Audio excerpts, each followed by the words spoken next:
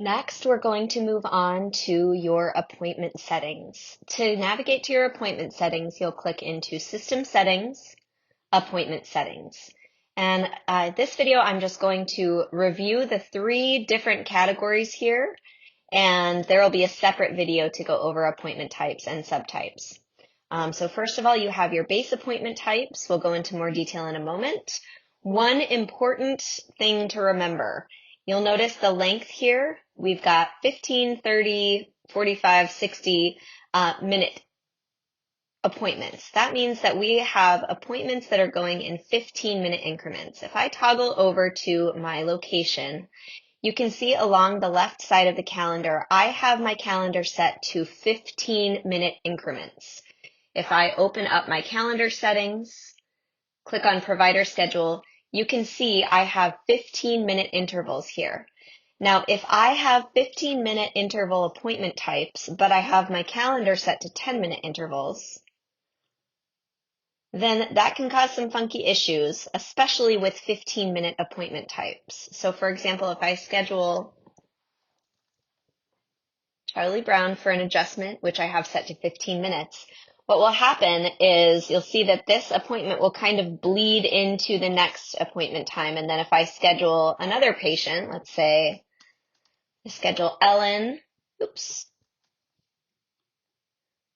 for an adjustment at that time, you can see how it causes funkiness on the calendar screen. So there are two different options here. First of all, keep all of your appointment times or lengths to the same increments. So 15, 30, 45, 60, or 10, 20, 30, 40, 50, 60. Or another option is you can change your calendar to 5-minute intervals. And this allows you to have 10-minute appointment types and 15-minute appointment types. But the downside is that it expands the size of your calendar significantly.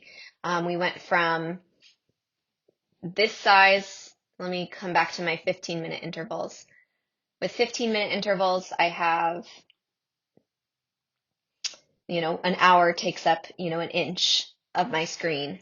Whereas when I changed it to 5-minute intervals, it was about 3-4 inches per hour. So again, it's completely up to you, but notice that now that the 15-minute appointment durations are stacked nicely on my 15-minute interval calendar, they're stacked nicely. Everything looks beautiful. Everything's in homeostasis again. So just take that into consideration when you are building your appointment types. I'll go into more detail on creating all of that in a moment. We also have appointment subtypes, which we'll go into more detail. Basically, when you're scheduling an appointment, if I click here, and I am going to schedule Ellen one more time. If I want to schedule her for an adjustment, but I want it to last an additional 15 minutes, I'm going to schedule that appointment and just adds time onto the appointment. So rather than taking up only one little slot, it's taking up 2.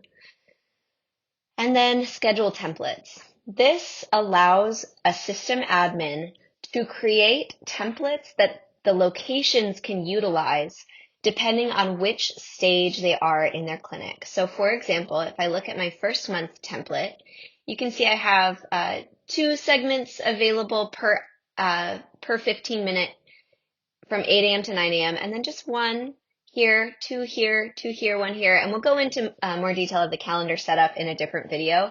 But this allows you to create templates. So this is what the first month template looks like. There are just a couple of slots per hour. But the growth template, you've got 4 slots per hour, 2 new patient slots for this hour, and then 4 for this hour. So the way that looks in practice is like this. If I click here, click provider schedule, I'm going to use the growth template first, save that, hit refresh. All calendar changes will require a refresh.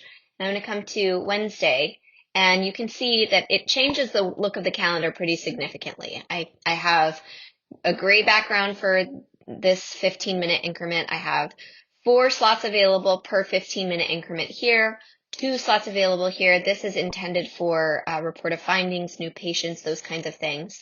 And then again, an adjusting hour here, adjusting hour here. And different colors mean different things to different clinics, right? So then if I change the provider schedule to the first month template, I'm going to click refresh. I'm going to go to the next day like I did with the other one. And this is what it looks like now with the first month template. So there are only 2 segments available. You've got your, one slot available per 15-minute segment for report of findings and new patients. And it's just a little more simple. So that is what the schedule templates are for. Again, we'll teach you more about how to build the templates, so how to utilize this feature in a future video.